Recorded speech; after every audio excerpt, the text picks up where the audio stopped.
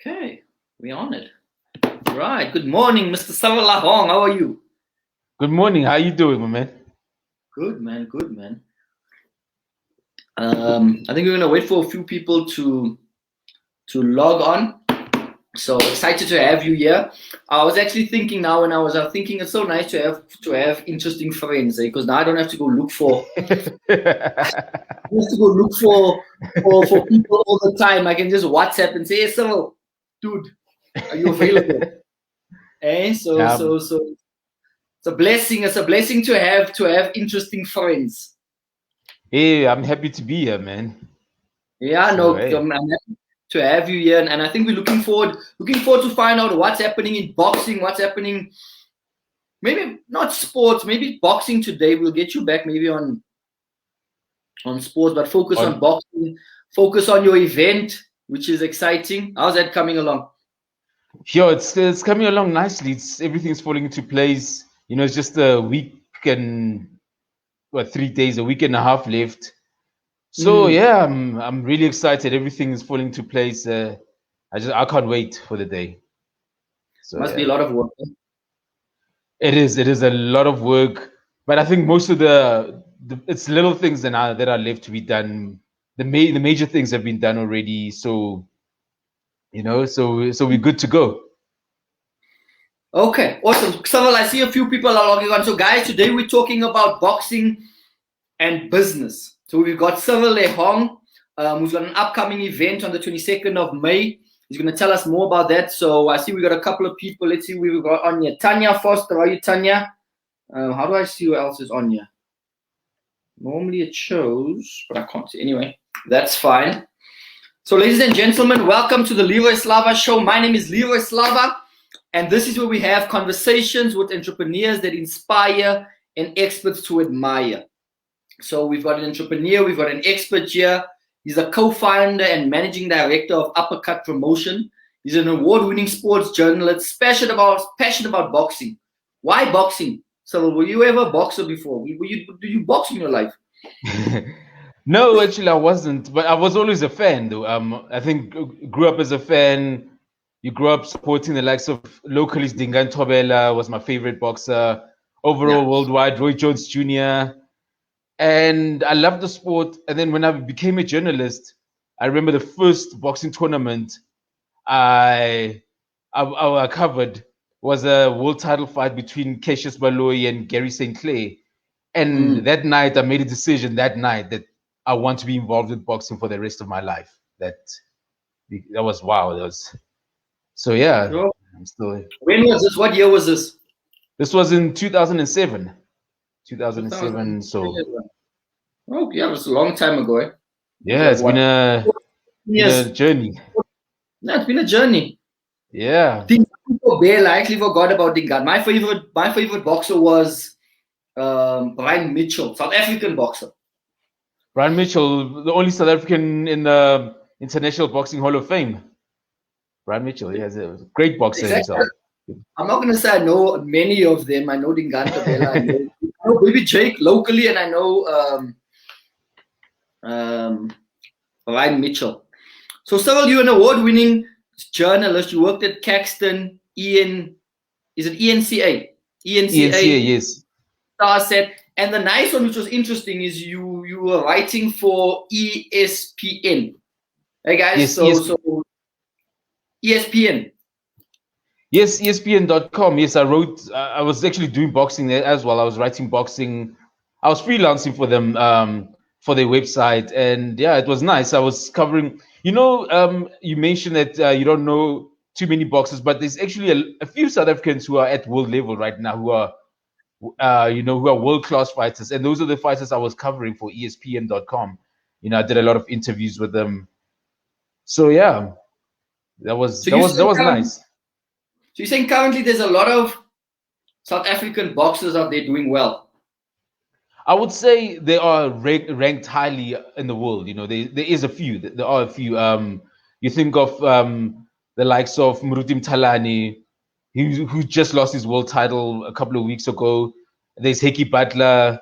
Heki Butler, interestingly, is only the second South African to ever hold the Ring Magazine belt. Now, if you anyone that knows boxing will know the Ring Magazine belt is the biggest belt you can get.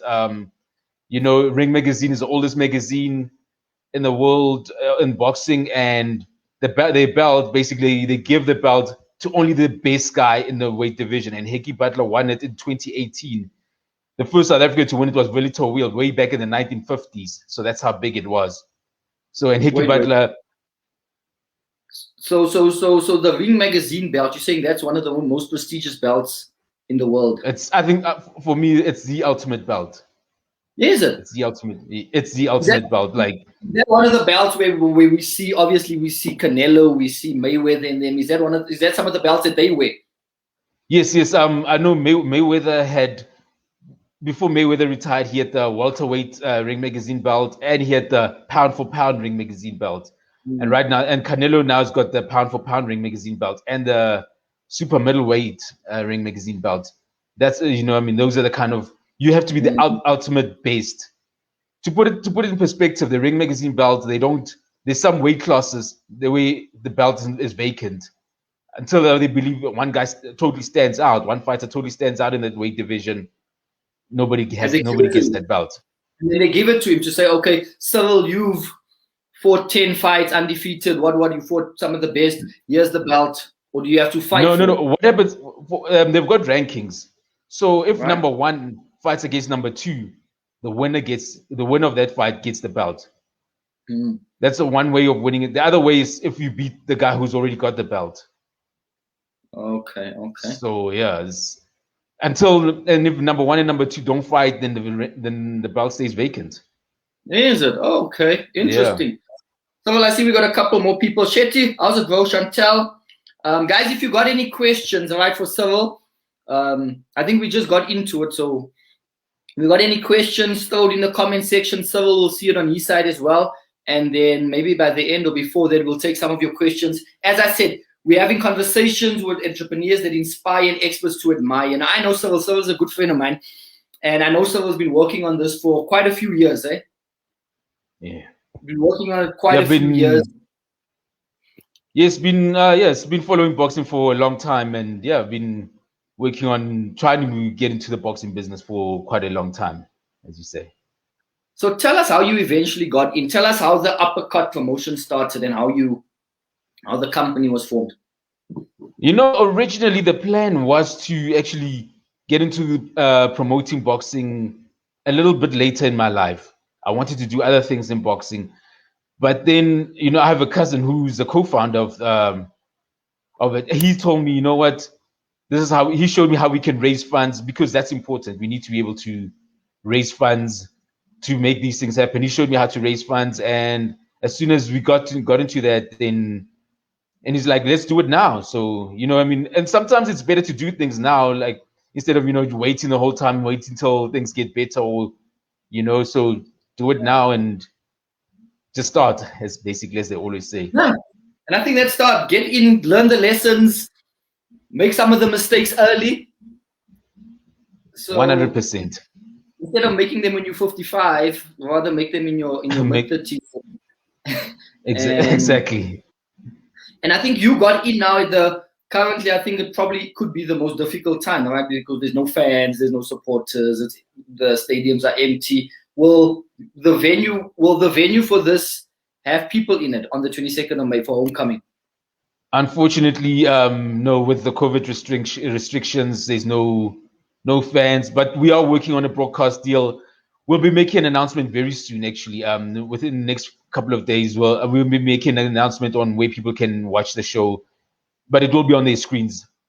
People will be able to find it on their screens. It's just a question of where. But yeah, so you can't tell us now. You can't tell us now where we're gonna watch it.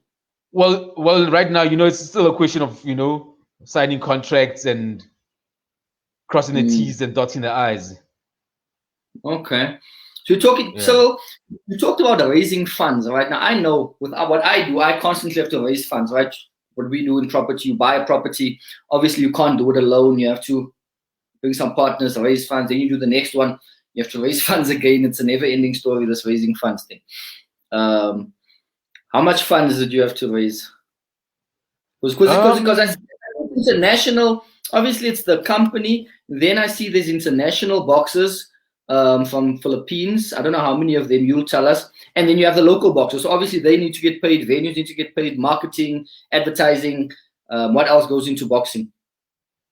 There's a lot of things that go into boxing. You have to pay sanctioning fees.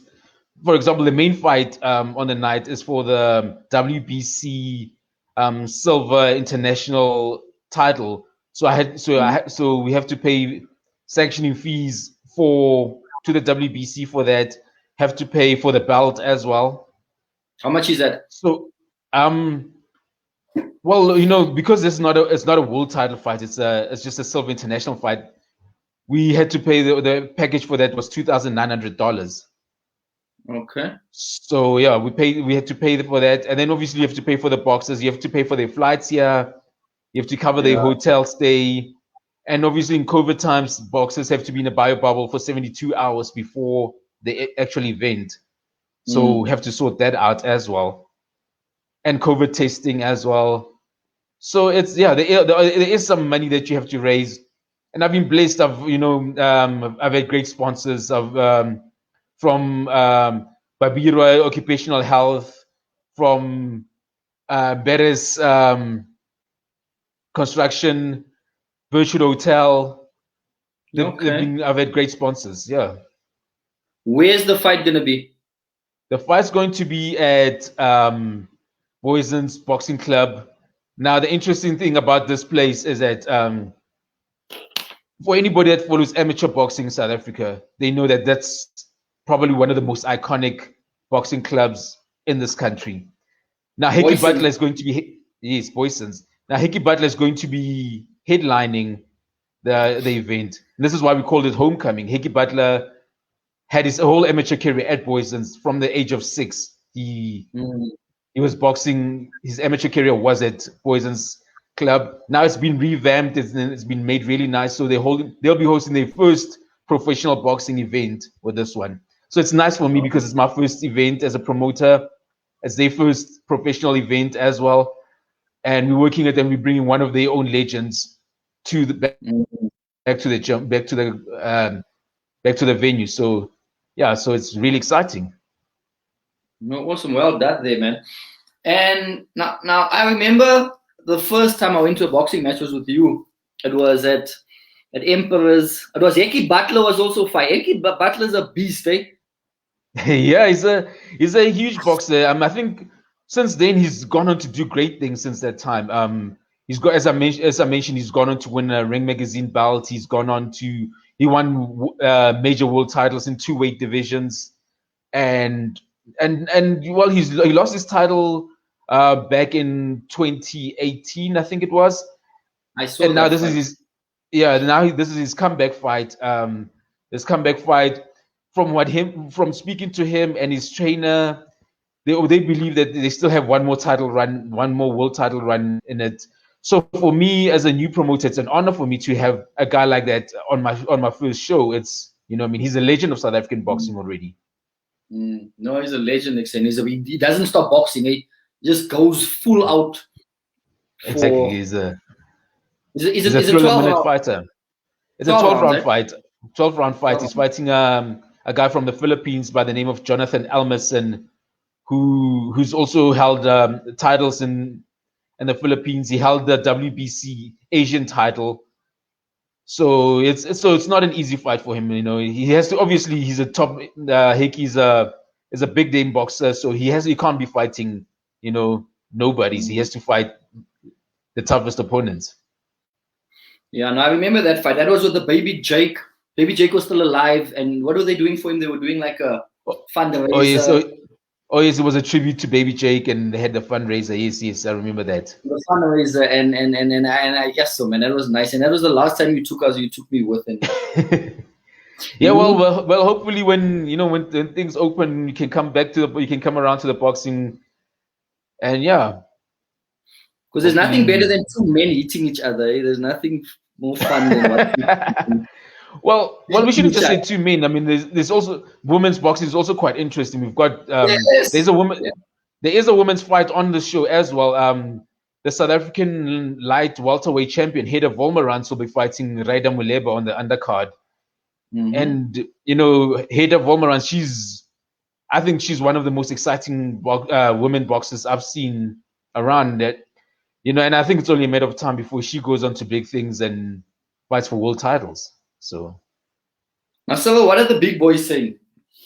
The Rodney Bermans now, and the and who else are some of the big promoters? I know Nick Durant a trainer or just a promoter, but he passed away.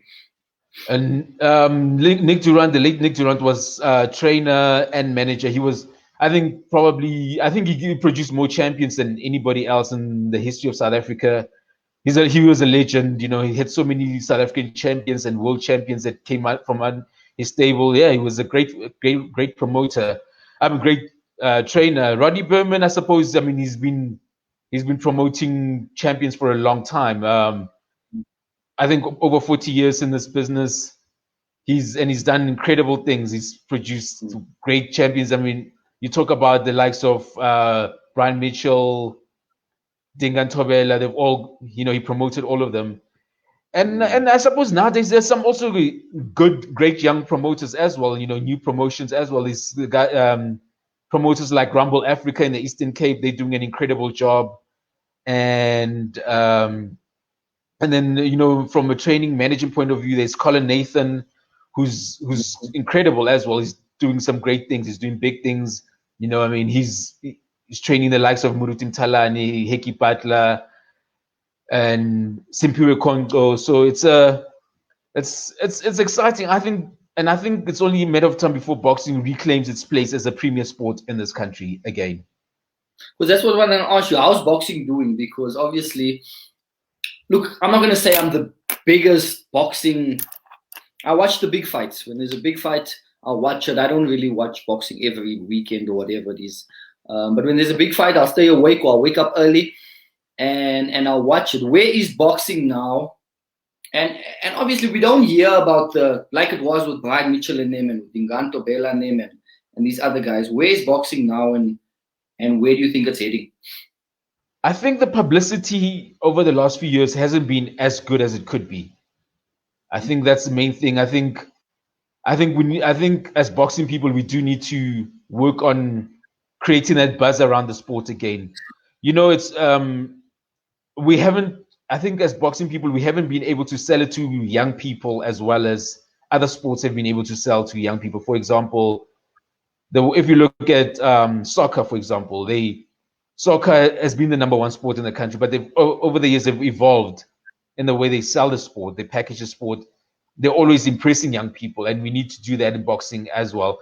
And I think the more we see young people, but they are young faces who are getting into the sport now, who are finding ways to do this.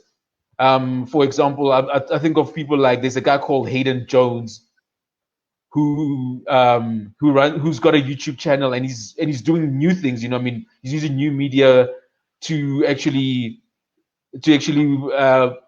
publicize boxers. And you think of guys like Colin Nathan himself is quite a young guy as well. And so I think that's why I said I think the next few years you're going to see boxing becoming more prominent than it has been over the last 10, 15 years. And I think you need to sell, because I was watching these things on Facebook, they come up with the stories. And I was watching something with Floyd Mayweather, and they were talking about that he started at about 3 years old already in the gym with his father, just punching the bags. And if you watch, like Tiger Woods started at 3 or 4. So all these guys that were the best started at a very young age. At a very young age. You mentioned Floyd Mayweather. I think Floyd Mayweather was a genius at being able to sell himself. I think between him and his marketing team, they were brilliant. They managed to basically, and I think the main thing with boxers is that people have to have an opinion about you, whether they like you or hate you. And that's what Floyd Mayweather made sure that he didn't care whether people liked him or hated him. They just had to feel something about him. And that's a selling point. If people like you, obviously they'll watch. If people hate you, they want to see you lose. So they'll pay to watch that anyway. So that's the main thing. Get people to feel a certain way. Yeah. So what you're saying is that is that you have to start. We have to start marketing it in a way that young people start getting it at an early age, so we can start developing them at an early age to become the best and fight on these big stages like Baby Jake and them, and fight for these world title fights and stuff. 100%. And the thing is, start boxing at our age, eh? When do you need no, to start? I think at our age, yeah, no, it's probably not a good idea. But I think one thing we also need to realize is that boxing hasn't been as big in South Africa as it used to be. But if you look at some of our boxers are actually celebrities when they travel overseas. Serious? Yeah, like if you like when you talk to Kiki Butler and Muruti Mtalani, when they go to Japan, people are all over them. They want to take pictures with them. They want their autographs and things like that. Whereas here, people just walk past them. They don't even know them who they are. So our athletes are much more appreciated in other countries than how we look at them here. So I think that's what we need to look at. How do we get how do we get our South African fighters? How do we make them household names here? Yeah. And I think that's one of your goals is Uppercut. Of course, I mean that's one of the main reasons I got into promoting boxers as well. As much as it is a business for me, but the goal is to turn boxers into celebrities again. That is the goal.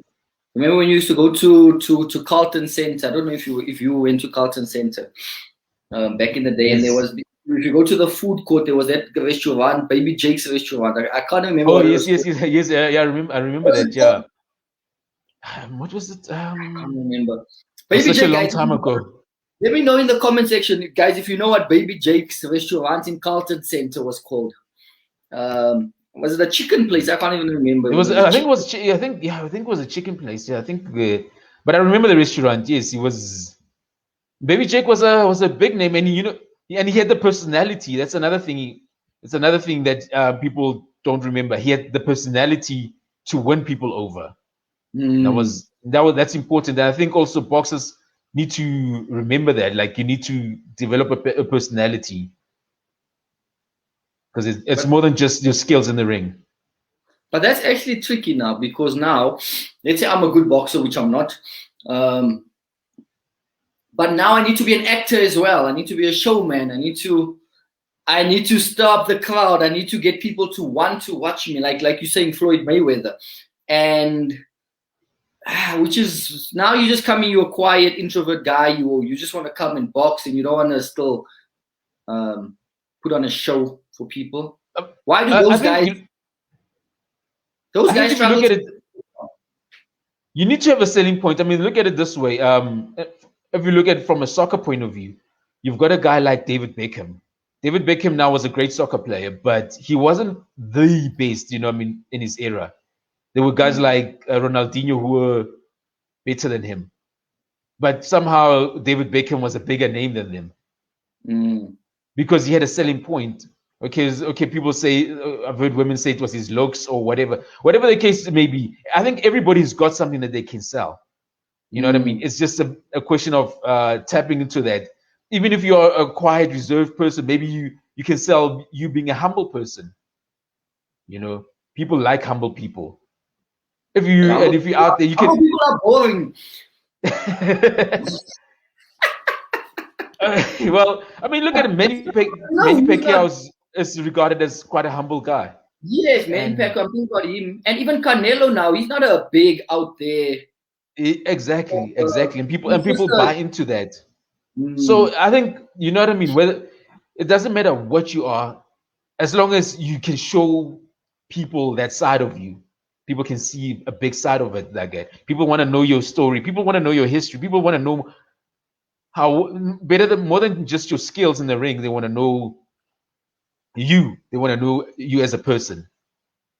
And I think that's the important thing. And I think for me as a promoter, that's one of my goals. That's what I want to also work on, showing that side of the fighters. It's interesting, man. Can you see the comment there from Dalinyebo? He says it was next to some shawarma restaurant. Can you see the comments on your side? Actually can't. Where do I see the comments? There, let me put it on the screen for you. Can you see it? Okay. There, Dalinyebo. Oh. Thanks. That's where it was. He says the Baby Jake's restaurant in Carlton Center. Yes, in Carlton Center. Yes, yeah, I remember the restaurant. I remember I was quite very young at the time. And you guys were still went to go buy those colorful shirts in Carlton Center. The colorful shirts that these guys wear now. There was a silk shirts that they used to wear. And burn their shoes. What are these guys called? There were the Flosham shoes. I remember there was a time when people used to wear red shoes, red formal shoes. Yeah. Some of them here in the comments still wear red shoes. They won't say anything. And Alistair still shops at the Carlton Center. These old school guys. But anyway, I lost my place now. So I was gonna say, what is a before this, right? I was going into boxing and just Googling and stuff. And I came upon an article of Nick Durant where he says promoters are just in the business for themselves and don't care about the fighters. This was in 2013 article. Well, there are a lot of promoters that are like that, sadly, and sadly, I'm totally against it. I think the most important people in boxing should always be the fighters, because without the fighters, you don't have boxing. They're the most important people. They're the ones that put in the risks. They put in all the hard work, so they should always be the most important people. And everybody else's job is to serve them. My job is to serve the boxers. So yeah, he was right when he said that, because there are a lot of promoters who are just in it for themselves.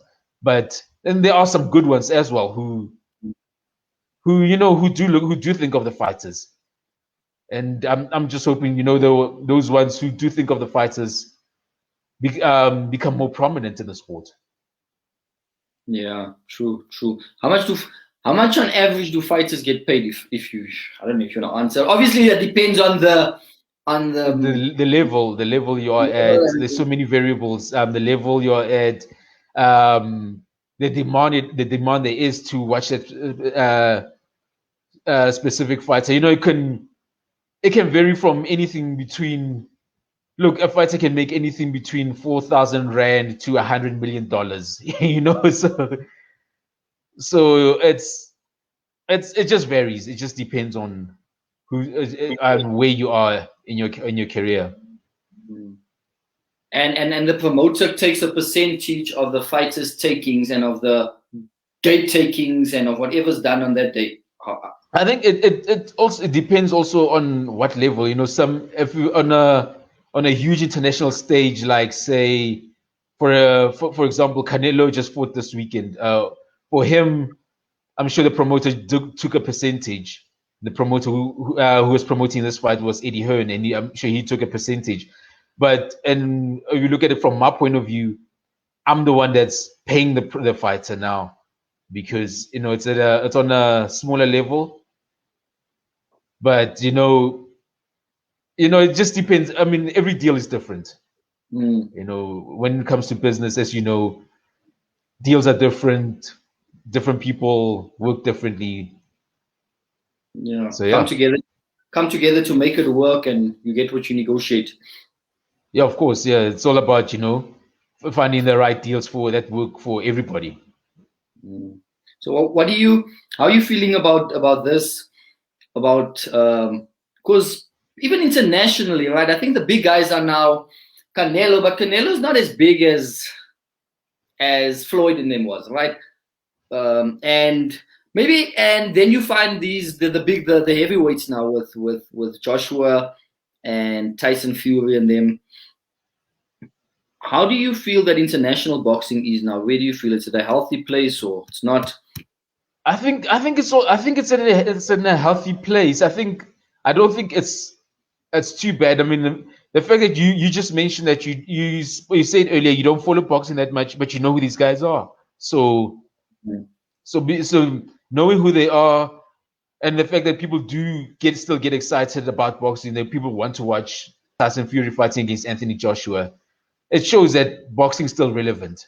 You know what I mean? For the big names will always be relevant.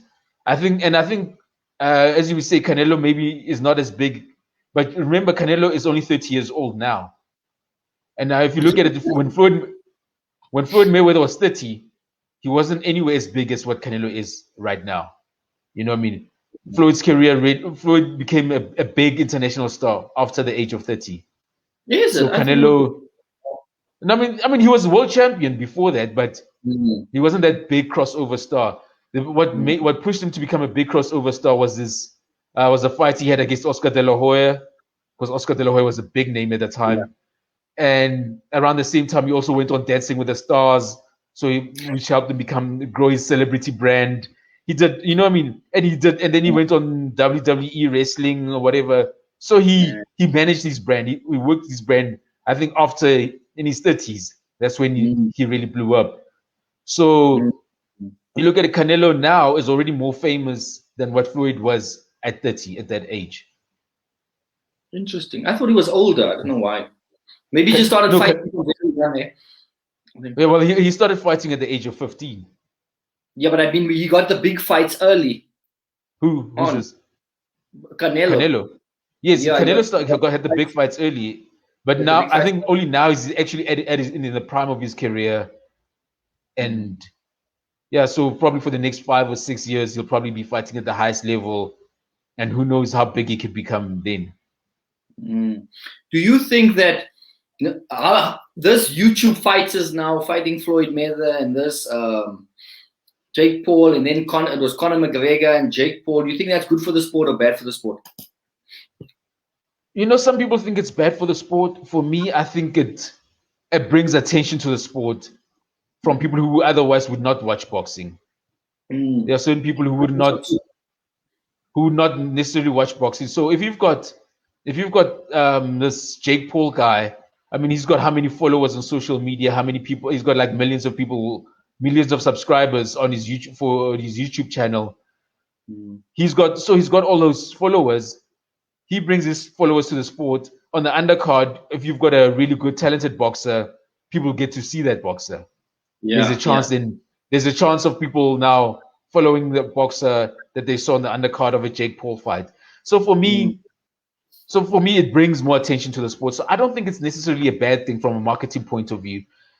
But I do understand there's a lot of boxing people who are boxing purists who disagree with that. But I think it's a mind shift. I think we also need to acknowledge that we're living in different times. The world is different. The world is forever changing, and this is the times that we live in now. I always tell people, it's not enough for a boxer to have a good left hook. He also needs to, be able to sell himself. And this Jake Paul guy has shown how he can sell himself. Maybe boxers can also pick up a trick or two from him by watching him. Which means now a lot of young guys are going to come up and also start boxing on YouTube or however it is he does it. Yeah. And at the end of the day, the skills are going to show. If you're really good, people are going to see. Yeah. But he's a big guy. What do you think is going to happen with him and Floyd? Well, the whole thing's a gimmick. I mean, you can't compare Floyd Mayweather, who's been boxing his whole life, against this guy. It's not. But he's a big guy. He looks bigger. He's a lot bigger than Floyd. Look at it this way: do you think Floyd Mayweather would fight a guy that much bigger than him, who was an actual boxer? Yeah, no. You won't risk to lose. Exactly. So I mean, to him, this is an easy paycheck because he knows that this guy is not a boxer. He's not a fighter like him. He knows this. It's like with Conor when he fought Conor McGregor. Conor McGregor never had a chance. Yeah. He never had a chance. The UFC guys thought he had a chance. Yeah, they thought he had a chance, but You know what I mean? But they sold it well. They knew how to sell it. Okay. So Now, Cyril, top 5 fighters of all time. Give me your top South African fighters, and then give me of your all top time. 5 all time, and then top 5 international fighters. Top 5. Let's see what you come up with. Start with South Africa. South Africa, I would say in no particular order. No, put them in order. Why in an order. But okay. I'd have to give ones that I saw. I got to watch fighting. You know what I mean? I didn't. I'm not old enough to have seen Willie Towell fighting in the 1950s. So I would say then those that I did see, you'd have to say Brian Mitchell is number 1. Okay. Vuyani Bungu at number 2. Vuyani Bungu. And then Dinga is Vuyani Bungu. Vuyani the BC Bungu. When was he fighting? He fought in the 90s. He fought Prince Nassim actually. Okay, good. So and I would say Dingan Tobela. I think Dingan Tobela was extremely talented. I mean, he won his last world title at a weight which he should not have been fighting with, and you could see he was out of shape, but somehow he still managed to win a world title. That's how good he was. The last few fights he was fat and he was, and he was still good enough to beat the top fighters in the world. So Dingan Tobela, I'd give him that. And I'd say Murutim Talani, I think the quiet man of boxing. I think until recently when he just lost his world title now. Before that, he had gone the last 13 years without losing. You know, he's been fighting since the year 2000. So he's been a boxer for 21 years. And he's an incredible fighter. Who else would I have at number 5? No heavyweights. Are there no heavyweights in South Africa that was ever big? You know, talking heavyweights, Corey Saunders, the late Corey Saunders was a great heavyweight. Yes, I think Corey Saunders, probably his biggest problem was he wasn't always in the best shape, but when he was incredible. I mean, look how he took out Vladimir Klitschko. He beat Vladimir Klitschko in 2 rounds. Yeah. So Corey Saunders, was an incredible. And you know, the interesting thing about Corey Saunders is that he was just a natural sportsman. For example, he could have actually decided to play rugby if he wanted to. Yeah. And you ask people that knew him, that were close to him, they'll tell you he was an incredible golf player as well.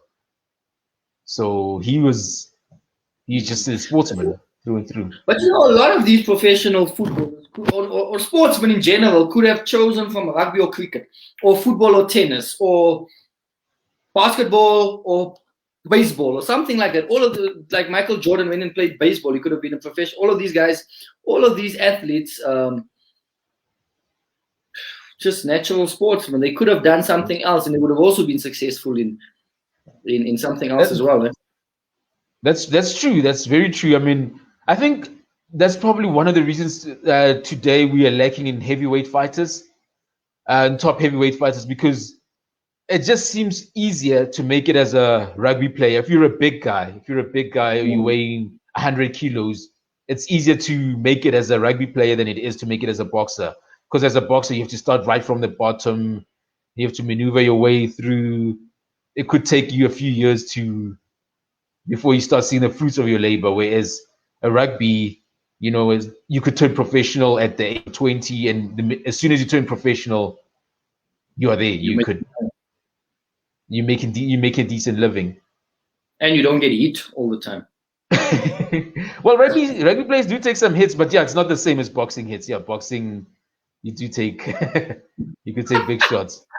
And I think boxing is like golf, man. It's a lonely sport. It's like it's you alone. It's difficult to make it to the top because you're by yourself. At least in a team sport, if you football, if 3 players are rubbish, but 8 of them are good, you still win the game. That's true. I think if you talk to a lot of boxers, they'll tell you, I mean, guys wake up at 3, 4 in the morning to go for a run. You're alone going for a run in the dark in winter. It's lonely. It's a lonely sport. You're going through all of this. Sure, you'll have your corner, you have your trainer, your manager, and all these people. And if they have your best interest, if they're the right people who have your best interest at heart, then they could try and make things as easy as for you as possible. But it's still a very lonely sport. It's tough. I've got the deepest respect for boxers. Doesn't matter at what level they are in.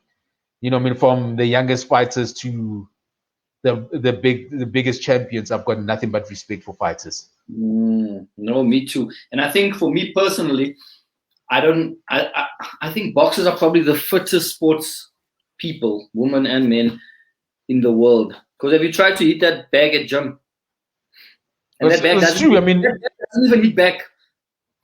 That bag doesn't hit back, and now to imagine now doing that for 3 minutes, and then you get a 1 minute break, and then you do that again for 12 rounds. That's 12 rounds, and someone's hitting back. And he's hitting back, and this person who's hitting back is trying to hit you as hard as possible, trying to knock you out. No, I've got huge respect for boxers. Huge respect. Okay, we said Corey Sanders was your number 5, right? Yeah. It was Baby Jake not in there. Baby Jake was a great champion. He was a great champion, no doubt. But I don't think he was better than those top 5. I think, in fact, instead of even Corey Saunders, you could also throw in someone like Lehlohonolo Letwaba, or there's so many. There's the number 5 spot is actually a big question mark. There's so many fighters you could throw in there. I think the top 4 is the ones I'm sure of. Yeah, I mean, there's Butile as well. There was, Cassius Baloyi. Cassius Baloyi is another one that you could throw in. What about him? Yes, yeah. He was. I mean, how many times did he win the world title? He was incredible. And speaking of Baloyi, there's a Baloyi also on the undercard of the show we have in next week. It's a youngster, 22-year-old by the name of Talent Baloyi. Is it family with Yes, they are related. Talent Baloyi, and as his name says, talent. I think he's incredibly talented. He's still in the early days of his career. I'm excited to see where his career can go.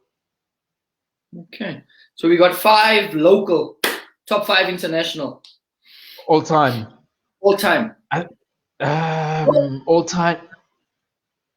It's sometimes I'll go on YouTube and I watch old fights, and I would think you got to have a guy like Sugar Ray Robinson. Yeah, I'm also watching Sugar Ray Robinson. You catch a glimpse of his fights in black and white, but it's I think he should be there. Also Joe Louis. I know a lot of people will say Muhammad Ali was the greatest heavyweight of all time, but I think Joe Louis may have been a little bit better. You think? I think Joe Louis was before Muhammad. Yeah, it was before Muhammad Ali. Joe Louis beat. I think one of Joe Louis' biggest wins was against Max Schmeling. When when Germany was fighting with the rest of the world, Schmeling was the German, and it was almost a symbol. That's how people looked at it. Even though the two actually became very good friends after they fought. And then you look at guys. I suppose you throw in Muhammad Ali in the list as well. And then I don't know how many people will agree with me. I'm a big fan of Roy Jones Jr. I think Roy Jones Jr. in his prime was incredible. I think most of these people aren't going to know who Joe Louis and what's the one you said now? Roy Jones Jr. Roy Jones Jr. Yes. What's the unbeaten guy? The guy that Italian guy that went unbeaten. What's his name? You're talking about Rocky Marciano. Rocky Marciano. Look, for me, an unbeaten record doesn't always tell a story. Doesn't tell a full story. Mhm. For example, you got to look at who did he beat, and at what point of their careers were they. I think Rocky Marciano's biggest wins was probably against Walcott, who I think was at the end of his career. So it wasn't, I don't know if those are the guys that, I think for me, look, a lot of people will say, look, what made Muhammad Ali great was he beat Sonny Listing, and then he beat Joe Frazier, he beat George Foreman. Yeah. Those were big names in his time. You know what I mean? If you can beat guys, the top guys in your time, then you are great. Yeah. You know what I mean? So for me, it's about who do you beat? Who do you beat in your time? Who were the top fighters you beat in your time? So Sugar Ray, Joe Louis, Muhammad Ali at 3, Roy Jones number 5.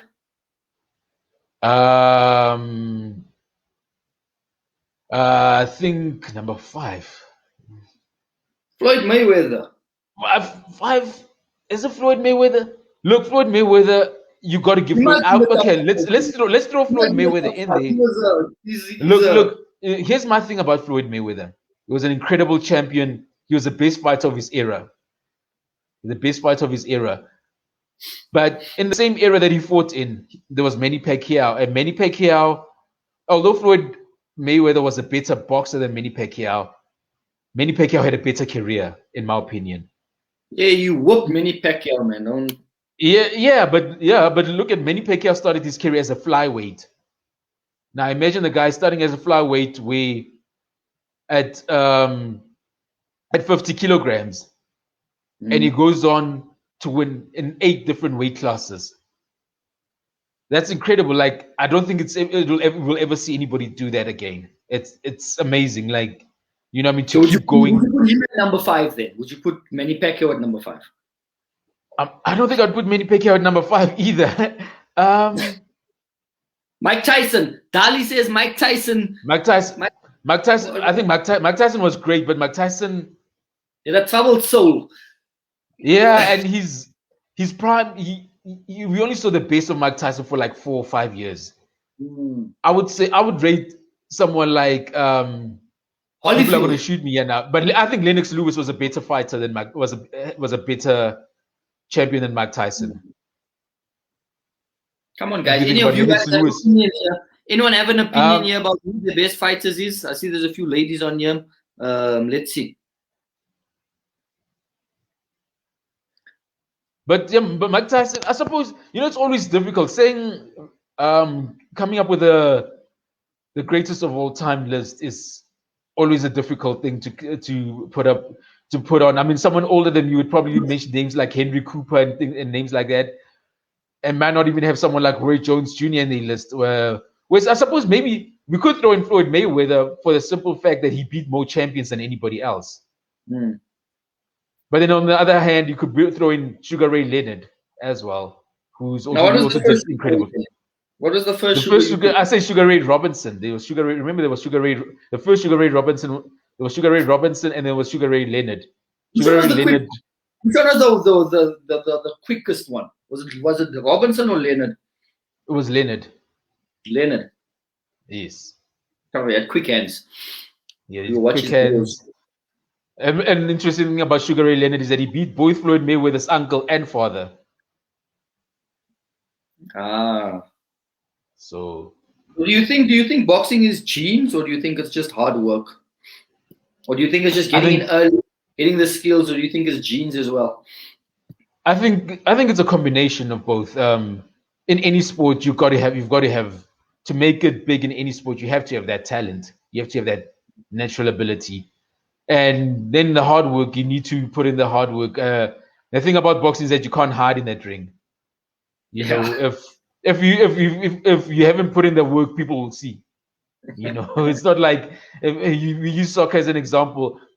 Sometimes you can see sometimes a soccer player hasn't trained as hard as he should have, and then because his teammates are playing so well, they could cover him. In boxing, you can't do that. If you haven't put in the work, people will tell. it becomes clear. It shows. It so shows.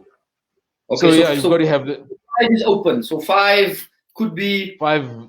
Sugar Ray Leonard, could be Mayweather, it could be anyone. It could be, one of those.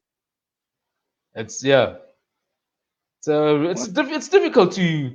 I think a pound for pound list for me. These the greatest of all time lists change every day.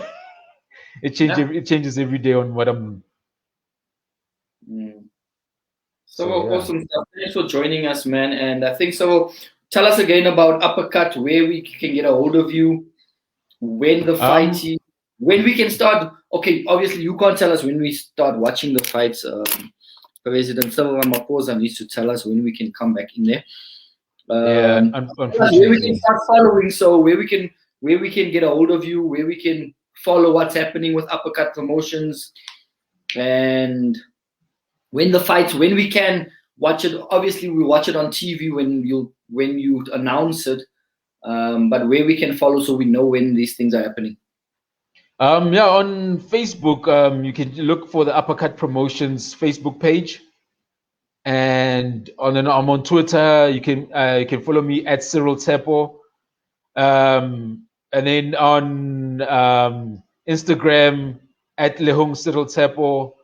So yeah, you can follow me on any of those platforms. There will be an announcement in the next couple of days on where you can watch a tournament, but it's a big tournament. It's a big tournament next week Saturday. Next week Saturday evening. It's headlined by a fight between Hickey Butler and Jonathan Elmerson from the Philippines. And the main supporting bout is Imperial Konto against Ediston Aton from the Philippines as well. And yeah, it's an exciting fight. It's an exciting tournament. Definitely next week Saturday, the 22nd of May. It's our first show as Uppercut Promotions, and yeah, it's a huge event coming up. Awesome stuff, guys. So you heard it from Cyril Lehong, Uppercut, the co-founder of Uppercut Promotions. 22nd of May, homecoming, guys. There's nothing better than to watch, as you said, there's women as well, to watch two guys beating each other up. There's no better. I've been to soccer matches, I've been to rugby matches, but I think that boxing event was the best event that I've been to. Which is why I'm looking forward to when crowds can open, when crowds can be allowed back in, because I'm looking at this one. We've had so many phone calls and so many people asking where they can get tickets. I think we would have sold out the venue by now. I think the venue would have been sold out within a week Most definitely. If crowds were allowed, because we've had so many phone calls, so many people. I know the owner, the guy who looks after the venue, was even telling me that he said to tell people who kept coming looking for tickets, that he said to keep explaining to them that no, tickets will not be on sale. Tickets will not be on sale. So yeah, it's gonna be, I look forward to the day when we're allowed to have crowds back in. I think that's why I think people just want to get back to normal. They want to go back to their lives, go back watching boxing, watching sport, getting out there. So of course, yes. Hopefully it'll be soon. Yes, hopefully it'll be soon. Hopefully, as things keep opening up, and yeah. But Cyril, thanks for joining us and congratulations. Well done. I know you've been working on this for a few years. Well done. We're proud of you. And guys, Uppercut Promotions, we're going to put it in the comment section, the social media handles and where you can get a hold of them. Follow them. Watch the events. Start when we can go to the events. We'll go to the events, and then we'll get Cyril back in a couple of months again to see where we are, how things are going, and maybe he'll come back with a fighter or two. With a world champion. He'll come back with a world champion or two, and we can chat to them and ask them how things are going. Well, I look forward to it. Thank you for having me on the platform. Look forward to coming back with world champions. Awesome, and guys, conversations with entrepreneurs that inspire and experts to admire.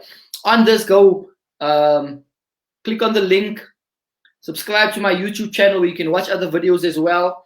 And Annalene says, very proud, all the best. Thanks, Annalene, for joining us. Thanks, guys. Dalinyabo, Anceles, Kiano, Who else was on here? Jean, Renko, Edwin, Edwil, Shetty, Chantel, Tanya. Guys, as I said, share this, like it, subscribe to the YouTube channel, and thanks for joining us. Cyril, you send us the link, so you send us all yours so we can put in the comment section, eh? I will definitely do that. Okay. All right, thanks for taking time out, my brother. Appreciate it. Love you. All right. And hi to Tuli there.